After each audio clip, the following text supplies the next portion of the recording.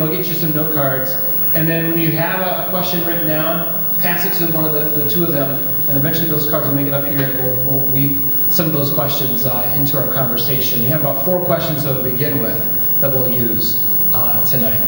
So the first question I want to throw out to our panelists here is, what is your racial journey? How did you journey on this process of learning about your own racial identity?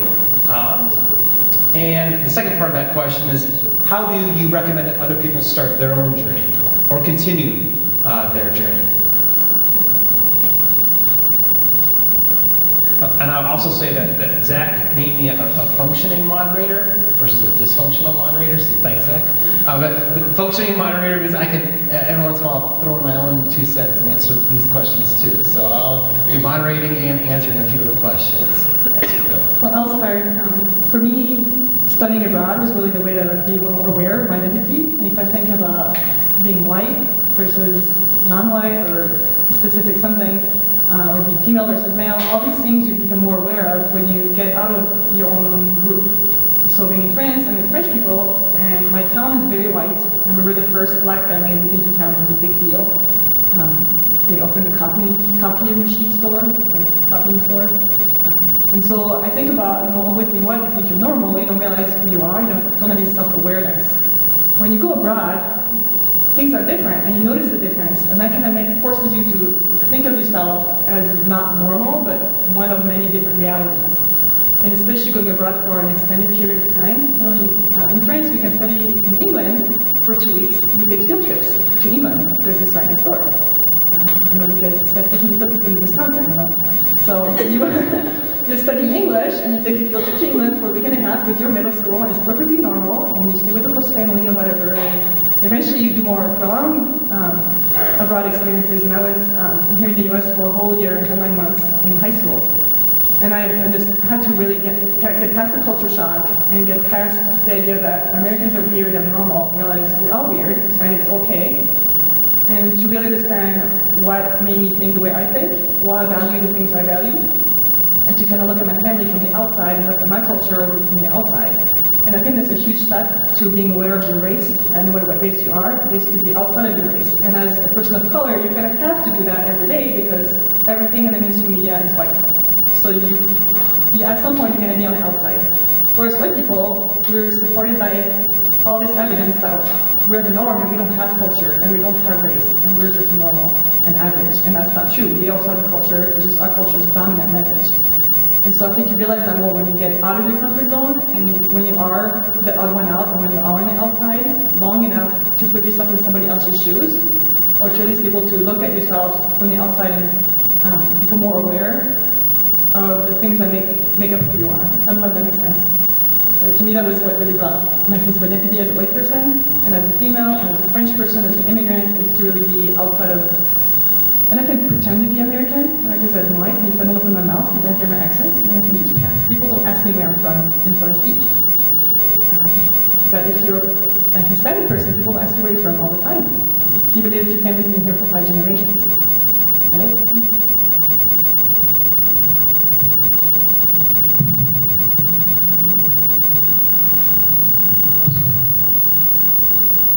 So I should do a proper introduction of who I am. My name is David Fenrick, and I'm from your sister campus down the road, Northwestern. Yes, we're Christians too. My role there is kind of a bridge role between what Ruben Rivera does here and Leon does. That I oversee what's called the Center for Grace, which provides multicultural services for students and children of color, students of color, missionary kids, international students, does cross-cultural education on campus, with faculty, staff, and students, and then I also teach intercultural studies. So that's I'm kind of the jack of all trades there. So this journey for me is a little different because my grandparents on both sides of my family were immigrants. On my mother's side, they were from Ireland and Scotland, and a few from Canada. On my aunts and uncles and cousins, so I grew up around these people that spoke really funny. And I was very aware of that cultural identity because my mother's family settled in Boston. And there you have ethnic enclaves. So if you're from the north, and that's where the Italians settle, and they have a strong identity as Italian Americans. or the Irish settled in Southie or Charleston, and the Jews settled in Brookline. You had these ethnic enclaves where people had a strong cultural identity. So on my mother's side, that was very much a part of what my identity was growing up, was that cultural identity, because I heard who I was in the story of my grandparents coming from Ireland or Scotland or Prince Edward Island in Canada. On my dad's side, they're from southern Minnesota, and they were immigrants from Germany. So I knew on both sides of the family where their cultural roots were, because that was part of the traditions of our family, and I heard those stories a lot. So I think sometimes we talk about white identity as people being unaware of it and don't think they had a culture, but for me, I was very aware that I had a culture because of my family were close to their immigrant roots. And I think one of the things that happens when white immigrants are here for a long time is they begin to lose that cultural identity, and that's part of the deceit of whiteness. It causes us to lose that cultural identity. The other thing that impacted that identity was my parents were gypsies, I think, because we moved a lot. I've moved about 35 times in my lifetime. I went to 11 different schools in 12 years of grade school. And we lived everywhere from Texas to Wisconsin to the panhandle of Idaho to Boston to Dallas and lots of places in between. So I always had, like you were saying, that experience like you're on a study abroad trip. I was always the other, because we'd be at a place about 6 months and we'd move again. So that was in lots of different cultures in different places with different people of very different backgrounds, from rural to urban to the out west in the mountains, Idaho to Boston to a Latino community in Dallas. So I think that kind of reinforced my awareness of what my cultural identity was, like when you go on overseas, because it was different. My white identity, I think, became aware at first when I was a little kid, about 5 years old. My grandfather in Boston was a great organist. He played with the Boston Symphony and directed the Handel and Haydn Society.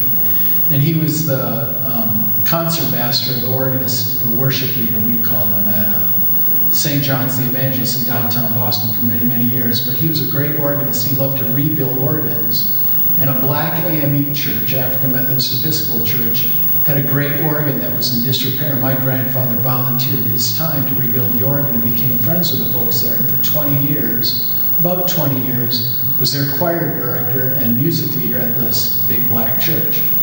So when I was about 4, I was, fair skin, bright blue eyes, towhead, almost white hair.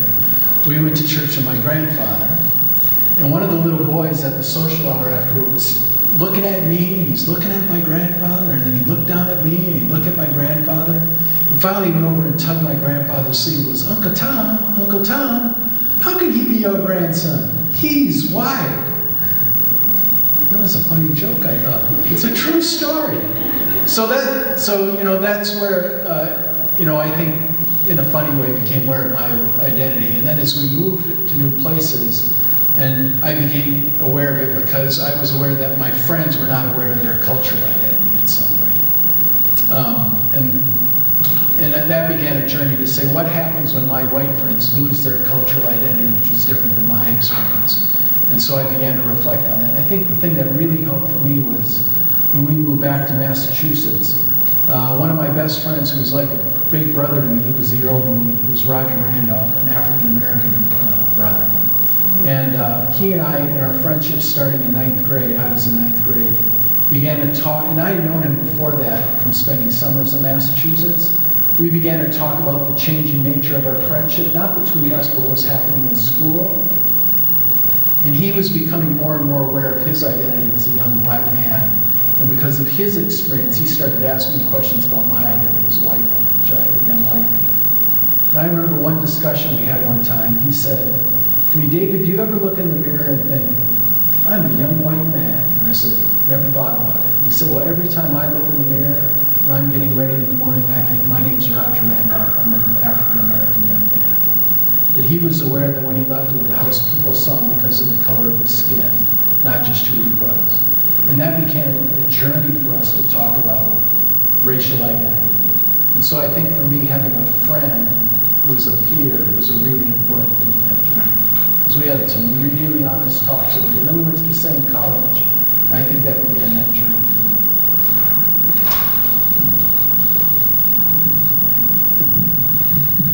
Oh, this is a kind of a... Okay, sorry.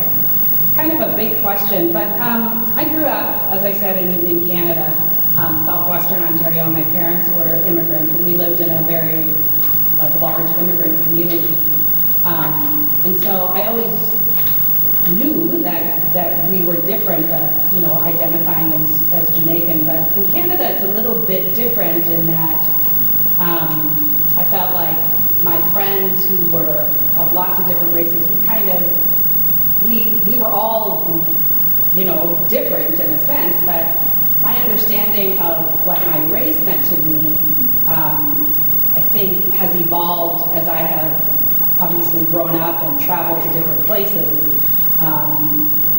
I've lived in a number of different countries, and the perception of myself as a black woman, I feel like there's some common threads in the black diaspora of my blackness.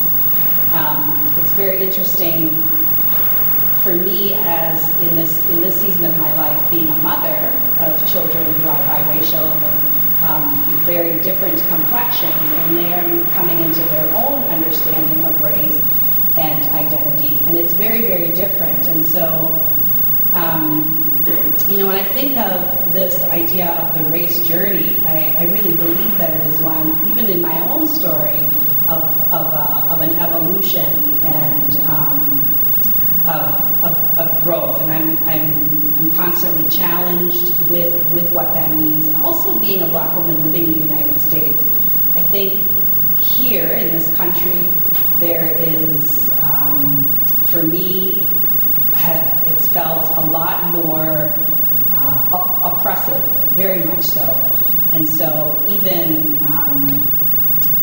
and so I've taken on some of that as well, that I don't think I always kind of carried. With the recent things happening in our culture, being a mother of two biracial